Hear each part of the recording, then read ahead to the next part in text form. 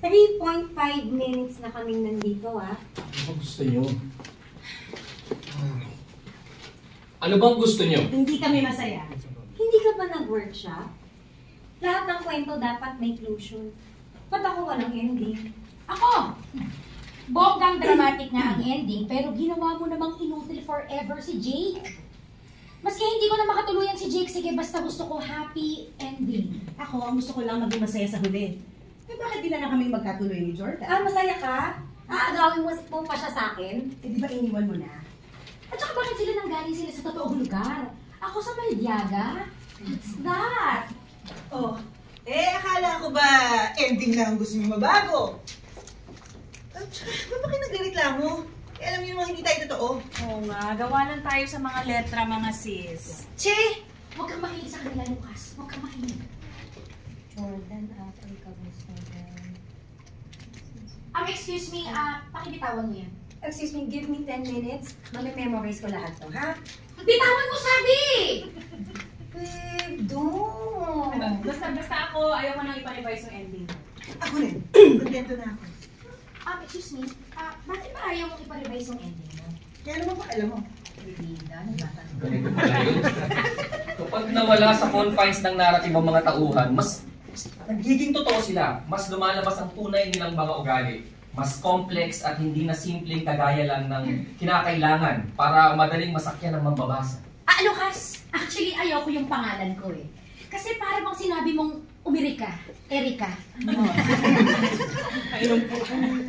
Nauuhaw ako sa inyo.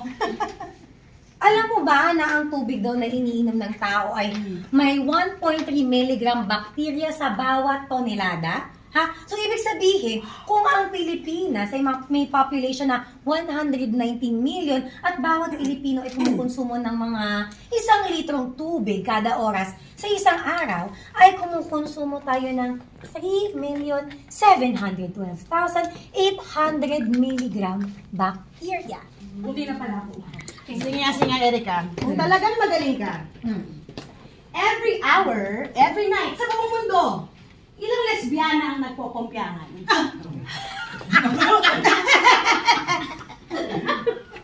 Alam mo, hindi kita papatulan.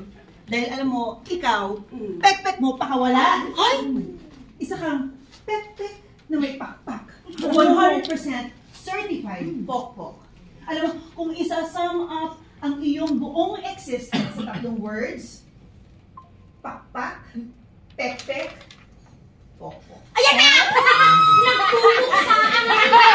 Parang TVB lang ha! Lucas, gusto mo ako ang breadwinner. Hoy, isa ka pa!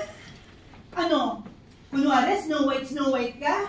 Eh, yung utak mo, mas maliit pa dyan sa utong mo? Paano mo na lang? If ano mo, type mo lang ako. Nalala naman si Esther kasi spoiled brat ka. Di ba? Nagkampihan pa kayong dalawa. Ikaw, immoral! At ikaw, Irene, irrelevant ka. Nai-inlove ka sa memory? Duh! Lucas, may suggestion ako. Oh. Pakipatay na lang po si Erika.